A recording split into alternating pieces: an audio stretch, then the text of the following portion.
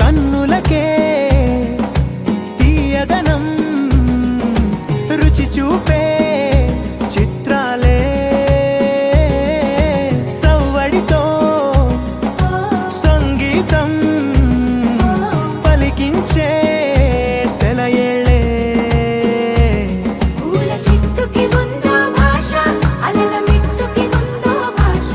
అర్థమవ్వని వాళ్ళే లేరే అందం మాట్లాడే భాష పలకరింపే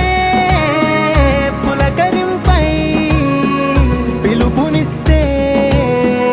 పరవశించడమే మనసుకి తెలిసిన భాష మమతలు పంచే ఊరు